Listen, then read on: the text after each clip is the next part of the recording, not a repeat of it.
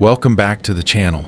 Today's story is wild. A woman's life is turned upside down when her husband and in-laws abandon her just because she couldn't give them grandkids.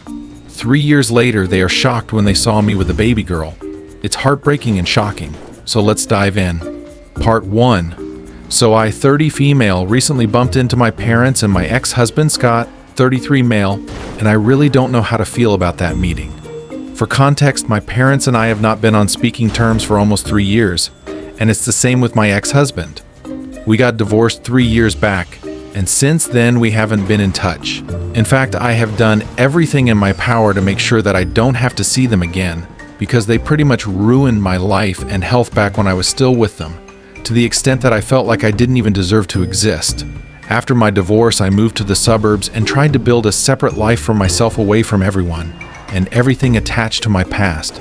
So running into them recently has been a huge shock for me, and I kind of said certain things to them that I'm not sure was the best move for me. My parents had always wanted a son, and it's not like they treated me badly growing up, but it was very obvious to me that they would have treated me differently if I had been a boy. My mother had even spoken about it on several occasions, and I had tried my best to be the son that they never had, but I couldn't succeed. Part 2. After I graduated from college and started living separately, I still tried to stay in touch with my parents, because no matter what, they were still my family. And they were the only family that I had because I wasn't particularly close to my grandparents, and neither did I have any uncles or aunts who would be there for me. So I had accepted my fate that no matter how much they pushed me away, they were still my only family, and even if they did not seem very interested in keeping in touch with me, I still tried to maintain contact. Then, when I was around 23 years old, I started dating Scott. We had met at a concert and had an instant spark, so after dating for 6 months, I introduced him to my parents. That's when my parents started putting in more of an effort to keep in touch with me. They would call me more often and ask me about my relationship, and basically expressed more of an interest in my life. I had noticed this change, but because it was a welcome change, I did not think much of it and just accepted it. The longer I dated Scott, the more involved my parents became in my life, and after one point, it felt like we were all just one big happy family. I was quite happy about it because this was all I had ever wanted, so I did not question it, even though I really should have. Anyway, after a little over 2 years of dating, we got engaged, and then we got married after having spent 3 years together. After we got married, things were pretty great for a while, and I was enjoying my life as a newlywed. But 6 months after my wedding, my parents started hinting that they wanted a grandchild. I was just 26 at the time, and I wasn't exactly ready. I wanted to wait for a couple more years before I started trying for a baby, but at their insistence, I had the talk with Scott, and he was all for the idea of starting a family. So because of his enthusiasm, we decided to start trying for a baby soon after we got married. We tried for a really long time, but even after several months had passed, we had not been successful in conceiving. We started to suspect that maybe something was not right and decided to get tested. Unfortunately, it turned out that I was infertile. It came as a huge shock to both of us, but more than us, it was my parents who were disappointed, and they had not even bothered to hide it. The day that we announced it to both our parents, my dad actually walked out afterward instead of comforting me. We decided to stop trying for a while, and Scott and I had a discussion about trying other ways like IVF, but that would cost us a lot, and success during our first attempt was not even guaranteed. So we had to put our plans of starting a family on hold for a while until we had made more money and would be able to afford several rounds of IVF. We were content with that, even though we were a bit upset, but my parents were extremely unhappy. They stopped visiting, they stopped talking to me, and no matter how much I tried to explain to them that this was not exactly my fault, they were just not ready to hear it. After a few weeks had passed, I felt so let down by their behavior that I called them up and gave them a piece of my mind. I told them that they had been treating me a little too cruelly, just because I couldn't give them a grandchild right now, and that made me doubt whether they were even capable of being good grandparents when I would actually be able to have a kid. I told them that they had treated me hard all my life just because I was not a guy, and I could see how differently they treated my husband. For a really long time, I had tried to ignore all of that and maintain our relationship, but now I was not interested in keeping in touch with them anymore, and I would appreciate it if they stayed away from me forever. It was very hard for me to do that because for a really long time, I had wanted nothing but their approval, but now I realized that it was next to impossible. But instead of being sorry about it, they decided to double down on what they were doing, and they were fine with me not speaking to them again. because I was worthless as a woman anyway, since I couldn't have kids and they wanted nothing to do with me. It hurt to hear them say it, but at least I knew where I stood with them after that. After that phone call, I didn't really speak to my parents, and we were done. When I told Scott about that phone call, he was very empathetic at first, but after a few days, I started noticing that even his behavior towards me was changing.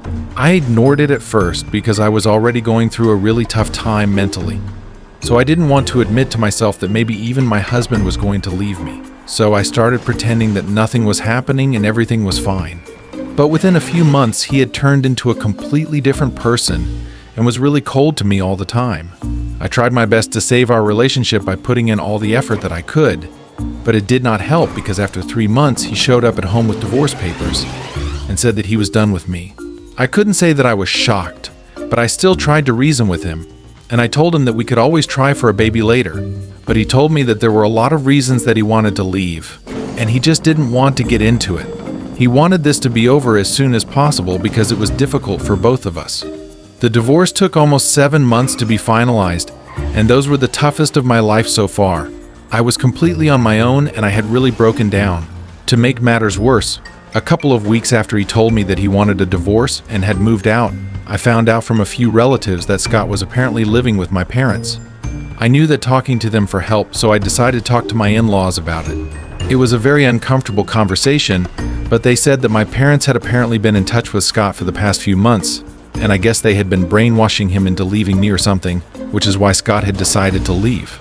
Even though my in-laws did not think it was a good idea, he had fought with them and wasn't speaking to them anymore. I don't know the specifics of what they had told Scott, but I remember my in-laws telling me that Scott had implied that my own parents had said that he deserved better.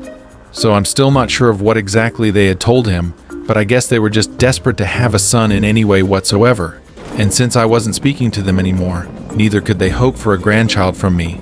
Soon, they decided to take Scott under their wing and got him to leave me.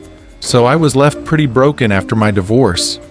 And it took me several months to get back on my feet, but I was able to do it. Part 3.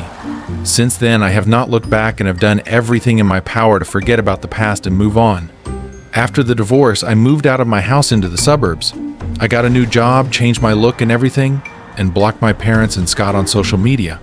I also told all of my old friends and relatives that I did not want to hear anything about them ever again, and neither did I want them to know anything about me. All of them just respected that. For the past 3 years, I've been in therapy and I've been living pretty well. The only thing that had been bothering me was the absence of a baby, because even though I did not have a husband or parents anymore, I still wanted a child. I felt like I was ready to be a mother. Last year, I started IVF treatments and got pregnant with the help of an anonymous donor. 4 months ago, I gave birth to my baby girl. Life has been pretty great since she was born, and I'm really happy. About 4 days ago, I had been strolling down the street with her, which is when I bumped into my parents and Scott.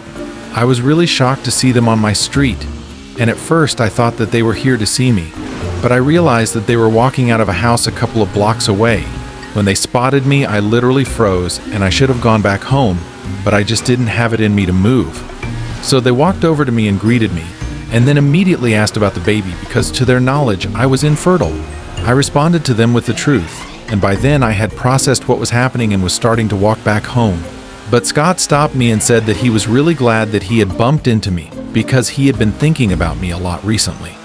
Apparently they had come here to visit his aunt, who had recently moved into this neighborhood, and he thought that bumping into me was a sign from the universe that he should make things right with me again and give our relationship a second chance.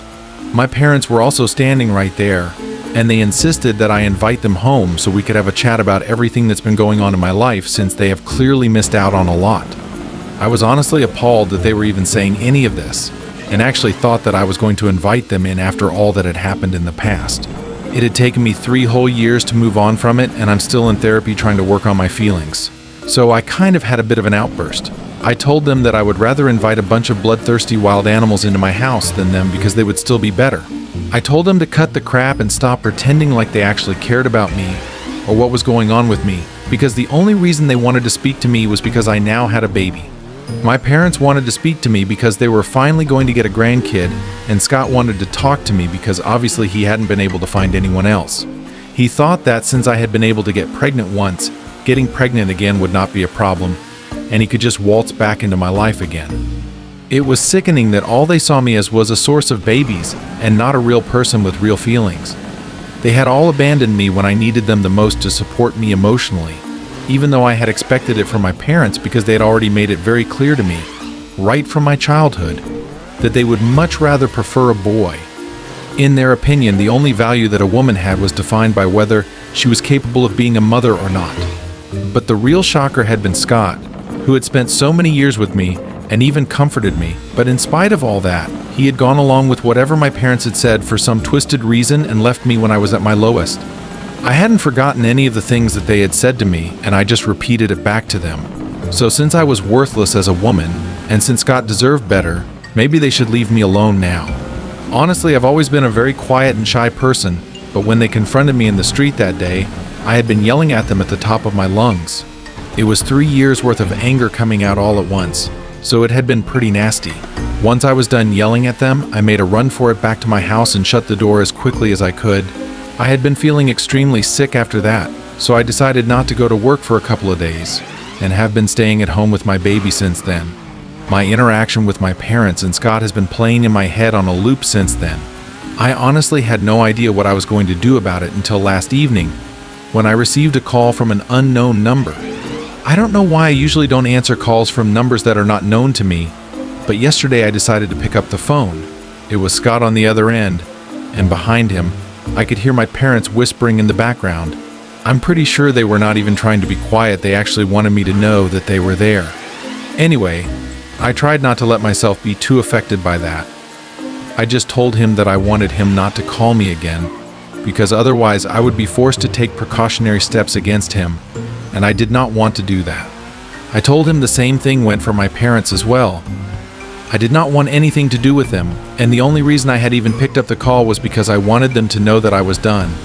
I had been done 3 years back as well, and I'm still going to be sticking to it. But Scott told me to hear him out, and in spite of myself I couldn't hang up, so I let him speak. He told me that he knew that he had messed up, and so had my parents, but it was just coming from a place of disappointment. He told me that both my parents and even he himself had really been looking forward to starting a family, having a baby in the family, and whatnot. Finding out that I was infertile and wasn't even willing to go through IVF until we had enough money was difficult to come to terms with for them, and they hadn't dealt with it in the best way possible. But now they really wanted me to give them a second chance to prove that they were worthy of being a part of my life. After a few seconds, I told them that I did not buy any of the nonsense they were trying to sell me. They wouldn't have cared about me if they hadn't seen me with a baby that day. And that was the bottom line. That was the truth of the matter, and I was sick of them trying to pretend that it wasn't. Then I was about to hang up, but my parents piped up from the back and said that this was the exact kind of behavior that they had cut me off for.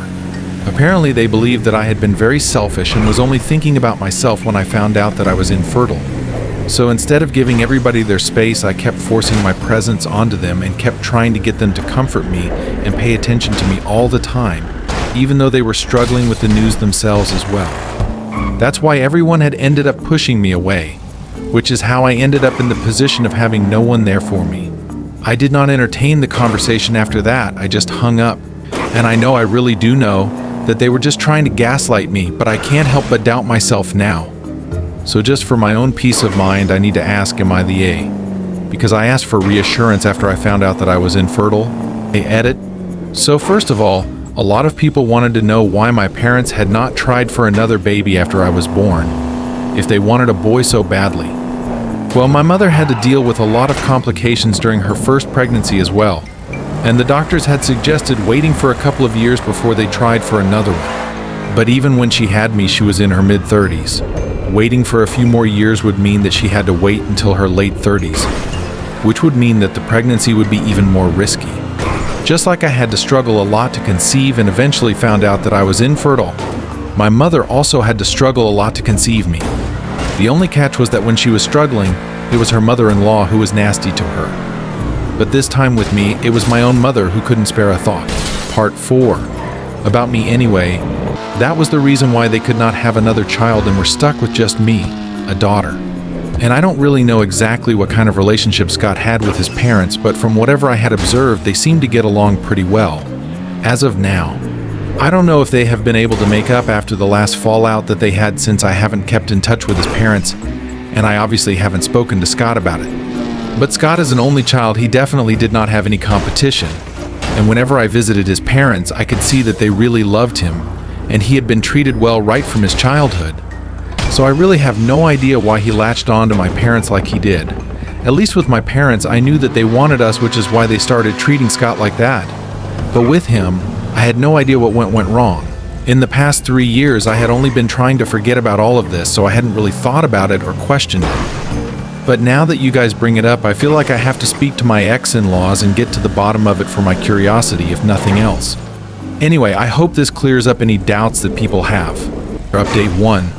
I decided to speak to my ex-in-laws and get to the bottom of why exactly Scott has been behaving the way that he has. Honestly, I couldn't think of a single reason why he would need to visit his aunt with my parents. That was just strange, and I already knew that this was not my fault. They had abandoned me when I needed them because they are terrible people, and I knew that they were just trying to gaslight me. I only wanted some reassurance and did not want to bother my friends with this since it's too personal, and that's why I posted it here. So thank you so much to everyone who reassured me and made sure that I knew that I was not the bad guy here. Anyway, it was quite awkward to reach out to them after 3 years of having no contact, because the last time that I had spoken to them was around the time of the divorce. But luckily, they were quite glad to hear from me, and after a bit of small talk, I decided to get to the point and ask them why exactly Scott was so close to my parents, and if they had been in touch with him or not. They told me that a couple of months after their last fight, they had actually been able to make things up with Scott and were in touch with him right now. But he had also remained in touch with my parents. They told me that he had been loved as a kid, so it was not like he was trying to replace his parents with mine. But apparently my parents had been pretty shady.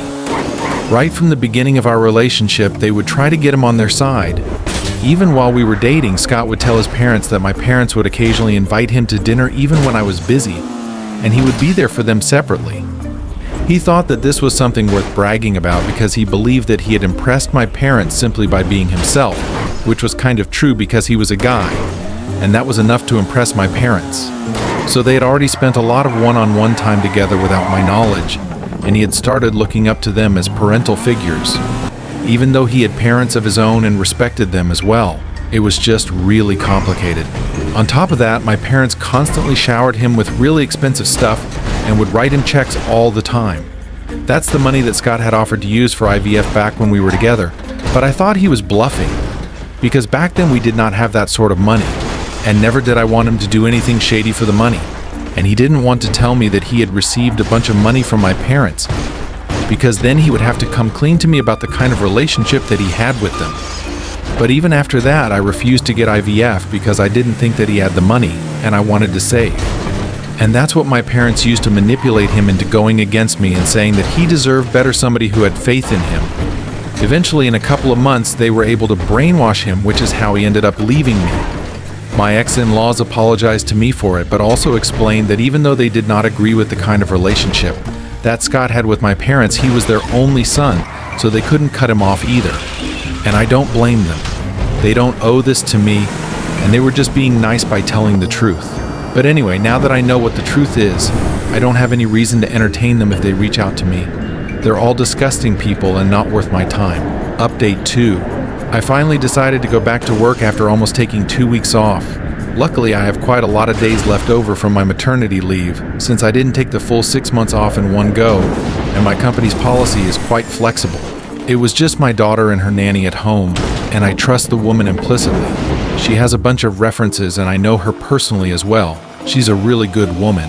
So halfway into the workday, when I received a phone call from her, and she immediately told me that she had decided to take my daughter home with her, since she wasn't sure if staying in my house would be safe or not because of my ex-husband. I decided to let her go home with my daughter so they would be safe, and immediately called the cops while driving back home myself.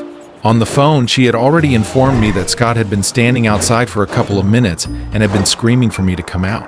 And when he realized that I was not in there, he started trying to kick the door down. He was cursing really loudly, and my daughter had been crying, so she had done some quick thinking and had called me so I could inform the police. And she could leave through the back door and walk to her house through the gate in the backyard, since she lived a couple of minutes away. And while I dealt with my ex-husband and the cops, at least my baby would be safe and sound. Honestly, kudos to her because her top priority was my child's safety and well-being, and that's how it should be. Anyway, once I got home, the cop had already arrived, and it was very obvious to me that Scott had been drinking. It was weird because it was just around 12 in the afternoon, and that was no time to be drunk. But there he was. I decided to press charges against him because he had really pissed me off and I wanted him out. Also, this would give me an excuse to get a restraining order against him because he was clearly losing his marbles. Anyway, they were able to take him away, and a couple of minutes later, my nanny came back home with my daughter, and I gave her the rest of the day off because I was going to stay home with my daughter. I guess I'm going to have to take a couple more days off from work, but I'm not really complaining since I get to spend it with my favorite person. Update 3. Hey, so it's been a couple of weeks since I last posted here. I got really busy with taking care of my baby, and I also just decided to take on a new project. It's been pretty exciting. But here's the situation with my parents and Scott. I was able to get the restraining order against Scott, thank you. It was not much of a struggle because I had security footage from the day that he visited me while drunk and started throwing a fit when he discovered that I was not at home. I guess my parents took a look at his situation and decided not to bother me, so they have been staying away. But my ex-in-laws informed me that after what happened to me, they have decided not to keep in touch with Scott. He had apparently been having a hard time finding other women, even though he really wanted to start a family. He can't do that without a partner, and he doesn't like the idea of adopting. So maybe that explains why he was acting out the other day, but it doesn't mean I have to forgive him, especially not after whatever he has put me through, and that includes my parents as well. That doesn't mean that they have shut up about the situation, though. They are very much still trying to badmouth me to my relatives, and it's just sad because it's really not working. Everyone knows that they were the ones who did the worst thing possible to me, and now they are trying to pretend like they are the victims here. That's not how it works, and they had to learn the hard way. Anyway, I'm glad that they are never going to be able to have any contact with their grandchild. I'm just not going to allow it. My daughter and I are going to lead a wonderful life together without anyone bothering us, and I'm going to be a much better parent than the ones that I had as an example. If you like this video, hit that subscribe button and drop your thoughts in the comments below. And let me know what you want to hear next.